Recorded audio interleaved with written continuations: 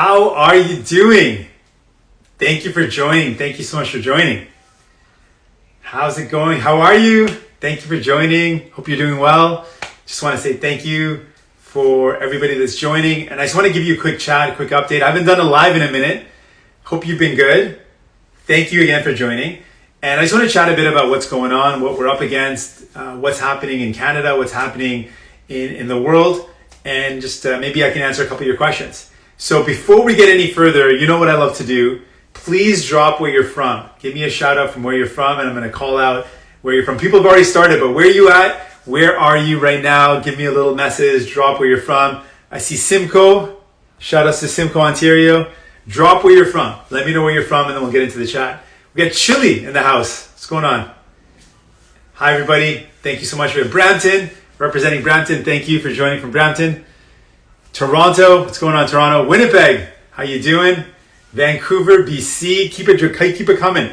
Pushlinch, Ontario. Nice. London, Ontario. Keep it going. Burnaby South. Lots of love for Burnaby. Thank you. Abbotsford. What is that? Mo Talibal. What's going on, Mo?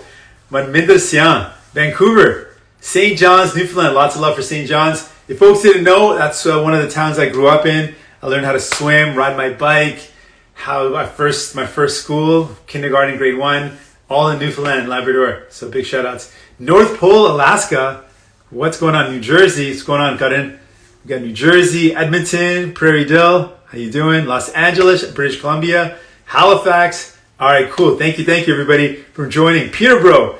What's going on, Peterborough? Thank you for joining. Athens, Greece. We got people international here. Thank you for bringing the world together. Moga, Punjab. We got Seattle, Washington, Sarnia, Ontario. Keep it going. Okay, cool. So I want to chat with you a bit about what's going on. A couple of things on my mind. I want to chat about what's going on in Canada right now. So a couple of things. First off, we have a lot of Canadians that are on CERB right now. And those Canadians that are on CERB, a lot of them will not get any help unless we get back to Parliament to pass some new laws to support those people. And I want to just talk about them for a second. There's millions of Canadians that cannot get back to work because their jobs are not there. Think about everyone that works in the tourism sector, everyone who works in festivals, everyone who works in any sort of scenario where you need large gatherings of people. They're simply not allowed to go back to work. So for those Canadians, we need to help them out. We need to support them. And so what we're doing is I'm calling on the Prime Minister to recall Parliament sooner so that we can actually get back to Parliament and pass some laws to change some of the supports that will actually help those Canadians that are worried about their CERB ending at the end of September and there's no other plan in place. So that's something that I really want to work on. I also want to point out that with the situation we're in right now, is because the Prime Minister shut down Parliament. People might have heard the word prorogue. It means he shut down Parliament. That means that we cannot actually go to Parliament right now and pass legislation to help those Canadians out. So this is a big deal. So we need to get that help in place. I see in the comments here, people are talking about extending the support to students. For a lot of students, they can't actually get back to work either. So we need to put in place changes so that people can get the help they need. What we're talking about, what I've been fighting for is we need a social safety net that's there for all Canadians. EI, employment insurance, only helped about 40% of Canadians. That means the vast majority could not apply for it, could not get help. We need a social safety net that's there for all workers, whether you're a contract worker, freelance worker, part-time, whether you work in a precarious scenario, precarious job. We need all workers to have supports, and that's what I'm fighting for. So I want you to know I'm fighting for you. I'm fighting for all workers to get help when they need it. And we know there's a couple of things that are going on. People have been asking me, am I going to pull the plug? Will there be an election? What's my strategy? And I'll tell you, if you want to know my strategy throughout the pandemic has been really straightforward. I'm here to help you. We're here to help people. Our strategy is clear. We want to put people at the center of every decision we make.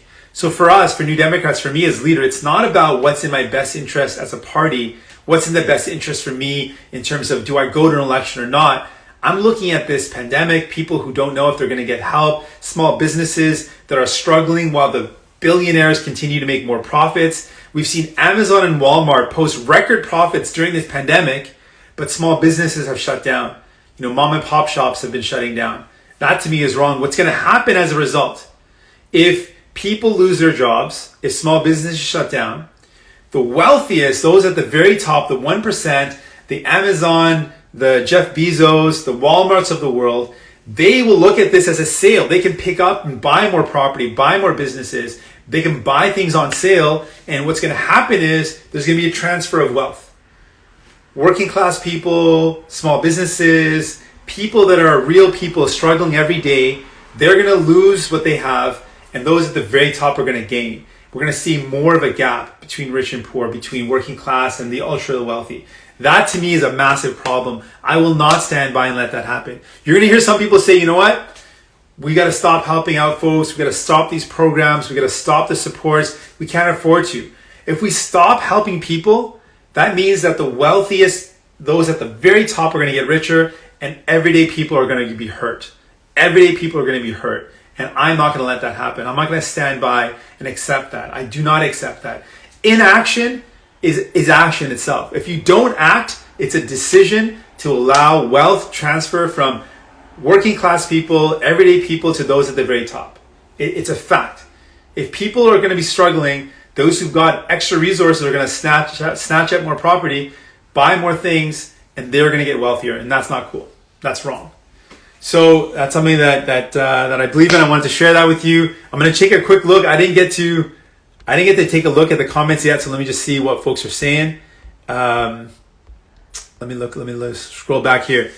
Blessed 420 says, someone speaking the truth. Thank you. People are talking about tax the rich from Chelsea. Thank you for all the love. Thank you for all the positivity. Yes, someone is saying here, a majority of the small businesses do not qualify for any of the help available. It's true. That's why we got to change that up. Wealth inequality as usual from Turi Quabs. You know, I'm probably totally killing the pronunciation of some of these names. My bad, because it's like your Instagram handle, so it's like an inside joke. So, aussi en français, Dom and Dom. Jagmeet passe une loi pour plus de taxes sur les multinationales, please. Oui, bien sûr, c'est exactement ce qu'on propose, que les plus riches doivent payer le juste part. Et jusqu'à maintenant, c'est les plus riches qui ne payent pas le juste part. Ils ont beaucoup des échappatoires comme les paradis fiscaux pour cacher leur argent. Et c'est inacceptable. On va régler ça. Et merci pour la question. So, hi, Lulia. Hope you're doing well. Yeah, let me bring some folks on. Does anyone want to come on and ask a question? Anyone want to chat about something? Hit me up and I'll see if I can bring you on real quick one time. Who we got here? See any folks want to come on and say hi. Drop me with your question, what your question is, and I'll bring you on. What's your question? We need help to help students. Yes, 100%. Someone's saying no cap. You like the yellow turban? Thank you, baby manager. What's up, everybody? Okay, who should I bring on real quick? Give me a question that you want to ask me about, and I'll bring you on. Thank you, Lulia. My French, I'm working on it. I love the language. I love all languages. I think it's all right, but we can make it better. Hey, okay, we're going to bring Caitlin on. Caitlin, tell me about school openings. It's a big issue. We chatted with some folks before. We're going to bring you on. Let me know a little bit about what's going on as a school worker. Caitlin on, everybody. I know this is a question on lots of folks' mind, talking about what's going on with school. Caitlin, we're bringing you on. Hello. Hi. Hi. I'm an education worker out in Sarnia, and I'm just wondering what can to make school openings started back at work. And I know a lot of people I've worked with have been nervous to go back. So I'm just saying, like, what can you do now, even with Parliament prorogued? How can we support all the education workers, all the teachers, all the amazing people keeping our system going? Thank you so much for the question, Caitlin. We actually talked about this today. We had a press conference on it. But yeah, you're right. I mean, a lot of educational workers, we're talking about everybody that works in a school, are helping us out, the front line. They're putting themselves out there, and they need support. So we've been calling for the federal government to increase funding to schools, fund all the educational workers. But we need that funding to be tied to what the experts are saying. And one of the biggest things experts are calling for is smaller classroom sizes. as one of the best ways to keep people safe, keep kids safe, as well as the workers safe. So that's something Absolutely. that, yeah, that's something that I'm hearing from a lot of folks. Is that what you're hearing as well? Yeah, I know a lot of people are really nervous about. I think we lost you there for a second, Caitlin. Did we lose you? A lot of us are nervous about full class sizes. Yeah, exactly, exactly. Okay, well, thank you so much for the comment. We really love education workers. Thank you for what you do, and Thank we're you going to for keep on what you fighting do. for you. Thank you.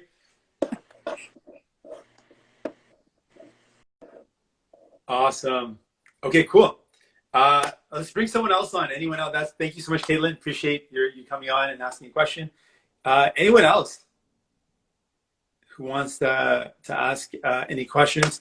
I see a question on Bill 21. Let's make it clear. I am firmly opposed to Bill 21 in Quebec. It's wrong. It is excluding people. It is the exact opposite of what government should be doing. I've been opposed to it. I've been fighting it every time I'm in Quebec, and I believe it is wrong. There's no way that any law that discriminates people based on what they look like, what they wear, their spiritual beliefs, that is wrong. And I know this is going to make its way to the Supreme Court, and I hope the Supreme Court does the right thing on this type of law that is so discriminatory.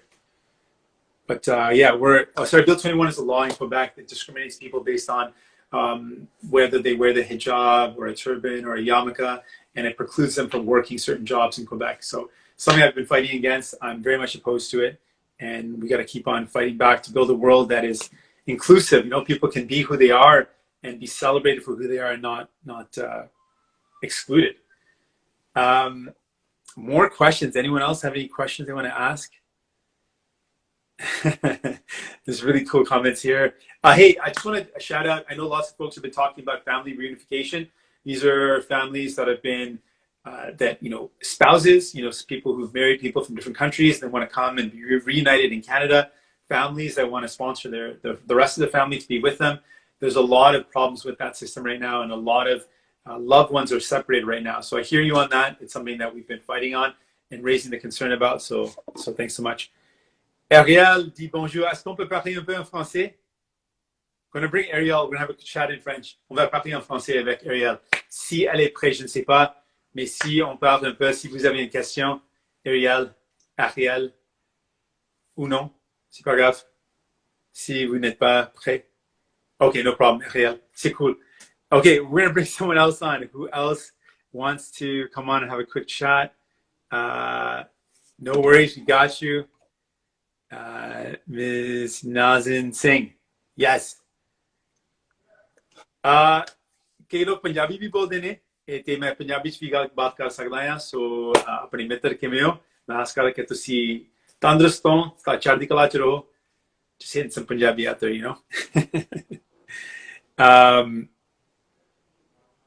what else is going on here? A question coming out about U.S. racial disparities and Canada. One of the things that we think about when we talk about systemic racism and the States is the fact that systemic racism, when we look at the States, we think, oh, the States is so bad and Canada is so much better. We have massive systemic racism here as well in policing, in folks in communities that are less supported, less resourced, that are the communities where the most new Canadians and racialized people live. I got one quick little rant. I'm gonna hit you with one rant. Anyone from Brampton? I know a couple of people from Brampton. When I see the hating on Brampton, you got to think about that for a second. I represented Brampton. I got a lot of love for Brampton. And the reason why I take issue with people hating on Brampton is clearly one of the most diverse cities, one of the most racialized cities. It's got a massive Black Canadian population. It's got a massive South Asian population. And when you hate on a city like Brampton, and you look at who makes up the city, it's a city made up of immigrants, new Canadians. It's a city made up of racialized people. And it's a city that has been systemically underfunded. Like if you look at Brampton, it's almost 600,000 people. Just one quick example. 600,000 people live in this city, and it's got one hospital. I grew up in Windsor. I love Windsor. That was the city I grew up in. Windsor is a city of 200,000, and when I was growing up, the city had like 4 hospitals. I know things have changed now, and there's been a lot of cuts. But just to give you a bit of a contrast, Brampton is a massive city that has been historically underfunded. And I got to say, when people hate on that city, you're in a way you're hating on like our parents. You're hating on racialized people. You're hating on a city based on new Canadians who found a place where they could afford to buy a home. And it's a lot of like, I mean, there's problems with that, right? Like we got to lift up the people that are struggling instead of putting them down. So anyways, a little bit of why I got to say we got to fight back against the hate against a city that is made up of racialized people, made up of so many Black Canadians, so many South Asian Canadians, so many Punjabi speaking, Gujarati speaking, Tamil speaking, Somali brothers and sisters, right? Like this is what's up. And places that have been neglected, right? If you got a city that's neglected, has less resources, less funding, less opportunities, that's going to create more desperation. So we got to fix that. That's what's up. Okay. Anyways, that's what I'm saying on that point. Anyways, that's hope you felt that. Some folks that have been feeling ways about the attacks on the city. I got love for everybody though. So what else? We got any other questions? Any other comments? Let me do a quick little check here. Folks that want to come on and say hi. Okay, hold on a second. We're going to bring some folks on here. I'm just going to, it's a bit of a blind situation here. I don't even know what's going on. We're just going to bring on Amanda. I hope you got a question or a comment or a thought. I am Amanda's coming through. Hello. Hey, what's going on? Not much. How are you? Good. Tell the folks where you're from. I'm from Toronto. Shout outs to T-Dot, the city I was born in. Yes. Lots of originally love. From Scarborough, but I wanted to chat. I was actually just on the CBC interview with you. I spoke after you. Oh, no way. In regards to We Charity. So Okay. I wanted to talk about some advice that we can give people who are dealing with things like we, young people who have dedicated their time and hearts and empathy to try to make change with now the closing of this organization. Like, I think it's a bigger topic. I think a lot of people now have to take time to reflect about what that means for them, especially young people who are really, really social justice heavy. Mm-hmm. And I think it's a really, really important thing that we should be talking about when it comes to the young people who are now kind of in this space of figuring out what next. Right. What do you think we can do then? What are ways to support young folks that care about social justice and then want to give back to their communities? What are you thinking? I think we need to go back to grassroots. Yeah. I think it has to go back to a grassroots approach. I think for myself, I'm a community worker. I've worked in the field for over 10 years. Amazing. And I've learned the best things about what it means to grow and engage young people is through real, raw experiences. It's not the performative things. And I'm the former employee of We Charity that actually spoke about my experience with racism. So I think we need to kind of draw away from this performative aspect of what looks great to us. Right. And we need to tap back into really understanding the root cause of issues. And I think that's where it really has to start from. I hear you on that. Thank you so much. That's amazing feedback. I appreciate the feedback. Thanks for coming on and sharing that perspective. Yeah, I think, when it comes to activism, when it comes to community engagement, grassroots is the best way. Supporting grassroots organizations and people and youth that want to give back, I think, is vital. And there's good ways to do that. I think we can come up with those. But thank you for sharing. Sure. Thanks so for much. Having me. Of course. Thank you. Take care, Amanda. Okay, bye. Bye. All right. Yeah, I'm just going to bring on my brother, because he's got some interesting news to share with folks. Guratin in the house right here. Guratin Singh. He's probably going to ask me to come over. I'm supposed to come over to the house too. Yo, what's up, brother? What are you up to, man? Yo, we're having a little chat here on the gram, I guess. I see that, and I saw you talking about Brampton. I was like, I got to put that request in. I gotta rant with you about. Okay, let's do this. Brampton. Did you hear what I said though? I heard it, man, and you're very clearly and appropriately articulating the situation. Brampton has been historically underfunded. Brampton has declared a healthcare crisis earlier this year. Brampton has one hospital and a city of over 600,000. We are a city that is getting the short end of the stick time and time again. And then people want to ride on Brampton. Well, the problem is that historically, institutionally, Brampton has been disenfranchised. And when people buy into this we hate Brampton narrative. What you're actually saying is that a city that's been neglected, that is now facing healthcare repercussions because of that neglect, is now something to be the brunt of a joke. And that's offensive, that's wrong. And it also doesn't speak to the fact that, Brampton's a city of racialized people that's being neglected, and that's wrong. Yo, mad love. Thank you so much, brother. I'll see you later on. See you much. Thank you. Shout outs. Okay. Appreciate that right there. You gotta disconnect, broski. I disconnected already. You just gotta disconnect there. Just gotta click that, right? You just gotta click that thing right there. Yeah. Thanks so much, man. Love you long time. Okay. Thoughts on CSV ending? Yeah. From Zoya. Zoya, you want to come on and chat about it? CSV ending, or no? Yeah. You know what? Hashtag Kyle. Let's bring Kyle on and talk about mental health gaps. Let's do it. Oh shoot! Hold on a second. Kyle, I'm gonna bring you on here. Oh man, can I do it? Yeah, here it goes. Boom. Going live with you. We're bringing on hashtag Kyle. Is going to talk about mental health gaps. Hey. Hey, what's going on, man? Not much. How's it going? Good. Tell us where you're from. I'm from Toronto. I'm from Rexdale, but I'm actually in Sydney, Nova Scotia right now. Just that's wild. Yeah. Less COVID here. Nova Scotia. Yeah, right. Tell us, you wanted to talk a bit about mental health gaps. Tell us a bit about that. Yeah, like I kind of more recently started talking about it publicly, but I was recently diagnosed with chronic post-traumatic stress disorder, and it's a very interesting mental health issue that it's not even really properly defined yet. And given that it has that kind of special status, it's even further behind some of the mental health resource gaps that we have. And so to that end, like I'm in Toronto, I have access to places like CAMH, and even though a place like that is, minutes away from me, I've been on waiting lists there for, I think, close to 7 years now. And I just got on a new waiting list, and that waiting list will be 2 years.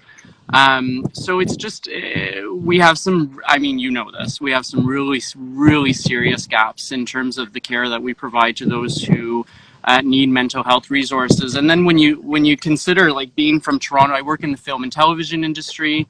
We're still not back at 100%. And on top of that, I live alone in Toronto. It's a very expensive city.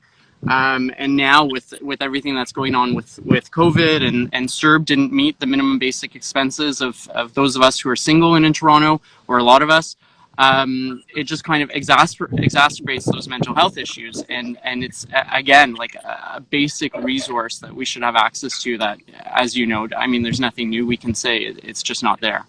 No, I really appreciate you bringing it up. I think COVID-19 has also exposed the isolation and the limited contact with people has made mental health concerns even worse. I think it takes a lot of courage, Kyle, to share that. So thank you so much for sharing. Yeah, it's really important. Yeah, thank you. If I could just single out, I said the PTSD. If I could just zone in on that really quickly, like trauma is something that we are dealing with every day right now, especially the conversations with race. There's such a need to address trauma, and the closest that we get to addressing trauma for individuals is for our frontline workers in emergency services. And then we don't really go past that. Like those are the folks who are getting access to those types of services right now. And as I said, we don't get past that. So trauma's a big one that I think that we really, really, really need to do a better job on. And I say that I have a lot of privilege, and so if I have issues with access to trauma, I can only imagine folks who are less privileged than I am. So really, I hope that that's something you can focus on.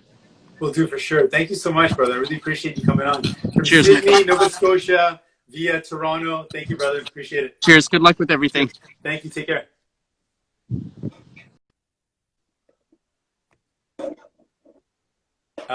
Dope. This is cool. I'm just gonna try this one thing.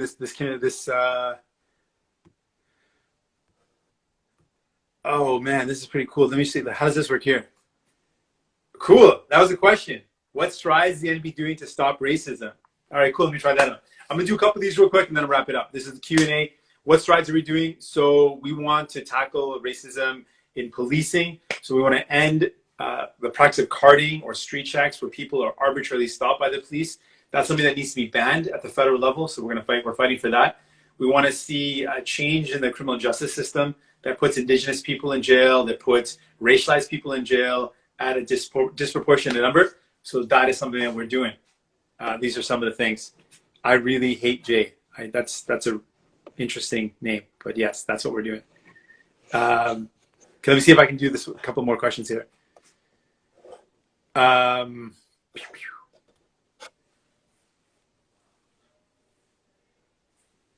try this one. Oh, this is Kyle's question.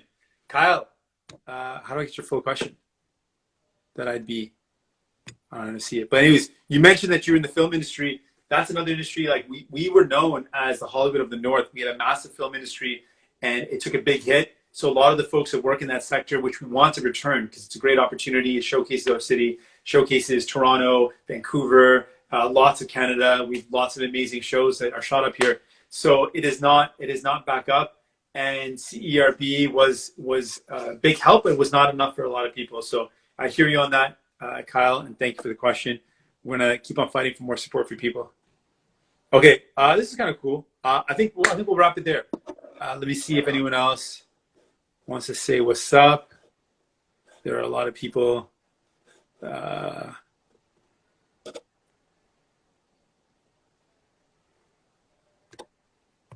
good, actually. That's good. We'll keep it at that. Okay, yo. Thank you very much. We're gonna do more of these lives. Appreciate everyone that's been on the live. Thank you for being here. Thank you for your comments. Thank you for believing in a brighter future. I want to leave you with something that I always leave the people with. I believe that we're all connected. COVID-19 has shown that we're all connected. We cannot fight a global pandemic on our own. We actually have to come together to fight it. And I really believe because we're all connected, if we lift each other up, we all rise. Let's take care of each other and we'll build a brighter future. Thank you very much. Love you all. Think you're amazing. And I'm going to do more of these again. So stay tuned. All right. Take care, everybody. Salute. Love you all. One.